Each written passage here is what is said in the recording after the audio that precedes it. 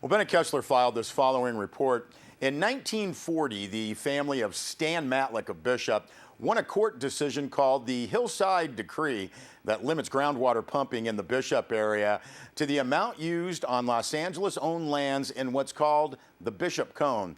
Now, no groundwater is to be exported. This year, Mr. Matlick thinks the Los Angeles Department of Water and Power has pumped too much water. Now, Matlick checks the pumps on Bishop Cone and told the Inyo Water Department, Water Commission, and Sierra Wave Media that 3 wells were pumping steadily in the Bishop area in December and January. Now, Matlick said he believes there weren't enough uses on the Bishop Cone for all that water. He believes some of it went down the aqueduct where it's not supposed to go. Matlick said he was told DWP needed to pump during winter months to feed Farmers Ponds and Buckley Ponds. He said the ditch to Farmers Pond was dry and he didn't think more water was going to Buckley Ponds. Matlick said in the past, pumping has gone on, little pumping has gone on during the winter. Now, Water Director Bob Harrington said that his department checked with DWP officials who indicated they needed the pumped water for, quote, stock water and for Buckley Pond, end quote. Now, in January, Harrington said it appeared there were not enough uses going on to justify the amount DWP was pumping.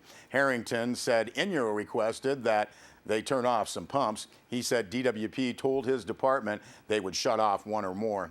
Now, DWP Public Information Officer Chris Plakos said that as of December 31st, LADWP had, quote, delivered significantly more water to LADWP lands on the Bishop Cone than had been pumped, plus the amount flowing from uncapped wells, end quote. Plakos said that since pumping on the cone was, quote, well within the provisions of the water agreement and Hillside Decree, two of the 3 wells on the cone that have been operating continue to run, end quote. Now, Plakos said that in a, quote, cooperative response to comments received, the 3rd well was turned off, end quote. DWP conducts an annual audit of Bishop Cone water use and pumping to comply with the long-held court decree.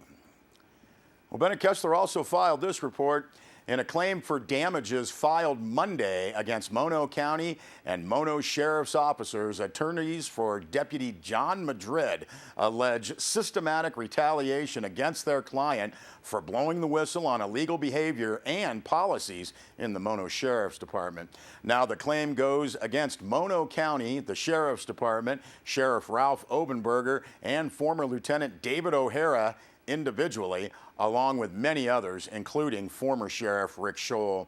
If the Mono Board of Supervisors denies the claim, Madrid's lawyers say they will file a lawsuit.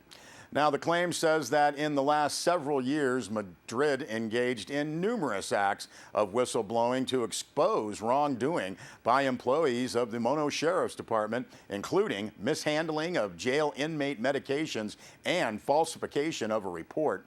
Now, the claim alleges that in response to his, Lieutenant O'Hara, quote, issued a written directive to Madrid that he not report crimes or emergencies or personally render assistance to those in need while off duty, end quote. Now, the claim says O'Hara told Madrid, quote, short of a homicide, you will refrain from reporting minor incidents to dispatch. You will also refrain from intervening in minor incidents while off duty, end quote. Now, the claim says Madrid was denied his advanced post certificate and pay increase in retaliation for his whistleblowing. The claim goes on to say that O'Hara was overheard threatening Madrid's job. It says Madrid reported this to then Under Sheriff Obenberger, who took no action. The claim says O'Hara was overheard saying, quote, it's time to play whack-a-mole with Madrid, end quote. Now, the claim asks for all unlawfully withheld wages and benefits and all damages, plus recovery of attorney's fees and costs. Neither Sheriff Obenberger nor former Sheriff Scholl has responded to questions from Sierra Wave Media about the claim. And you can see more on this story on our website, sierrawave.net. Well, Bennett Kessler filed this story. The chairman of the Mammoth Lakes Lodging Association called the Mammoth Town Council's recent decision to forgive fines and penalties on unpaid transient occupancy tax a, quote, scary precedent, end quote. John Morris said the town council needs to take a good look at what they're doing. Now, in February, the Mammoth Town Council heard an appeal from second homeowners Kevin and Carolyn Cozen. Town staff said they failed to pay $15,000 in transient occupancy tax, illegally rented their single-family home, and should pay fines and penalties of $7,000 as a result. Now, the Cozens claim they called the Mammoth Town office and were told single-family homes did not have to pay TOT. They could not say who they talked to. Now, the Cozens did say that they got the idea that they should charge TOT, so they did. They just never paid it to the town.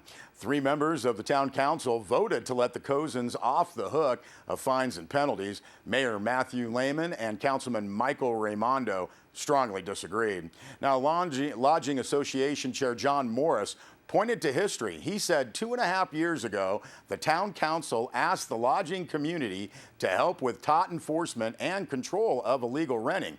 He said lodging, the town finance department, tourism, and the mayor worked out fines and rules. Then, Morris said, the first appeal they got, the town council folded. Morris said, quote, this was their chance to send a message. The Cozens admitted renting their property. They got caught, end quote. Now, Morris said there was no real evidence to back up the Cozens' claims of innocence. He said, quote, it was an excellent chance for the town council to set the tone for future cases, end quote. Now, Morris added that the Cozens escaped fines when all of the lodge owners who pay TOT get fined, said Morris, if we're 5 minutes late. He said lodges are continually audited and regulated. Now, Morris also pointed out that the people who rent their homes illegally do not, as a result, pay for snow removal and other town services. He estimated that the Cozens likely made around $120,000 in gross rent and in the end paid some $15,000 in TOT and no fines or penalties. Now, Morris said other cases are coming up, and he said he understands at least $500,000 in fines are pending in cases that are still out there. And again, you can see more on this story on our website, sierrawave.net. Well, Bennett Kessler filed this story. Southern Inyo Hospital Administrator Lee Barron said her trip to Sacramento to save the hospital from devastating Medi-Cal cuts, quote, did not go well, end quote. Now, she said she and officials from 7 other facilities hoped the Department of Health Care Services would want to work with them. Barron said, quote, it was not like that at all, end quote. Now, Assembly Bill 97 includes a 46% reduction in Medi-Cal reimbursements for Southern Inyo's skilled nursing facility. Now, this would displace the elderly and frail residents, and as Administrator Barron said, quote, this could close our entire hospital. We are working on a contingency plan, end quote. Now, in addition to the reimbursement cuts, the state wants to retroactively collect $1.5 million from the small and struggling Southern Inyo Hospital. Barron urged local residents to continue to send letters to legislators whose aides told her that they were well aware of letters that have already arrived. You can check our website for addresses and more on that story. And again, sierrawave.net. We'll be back with more news.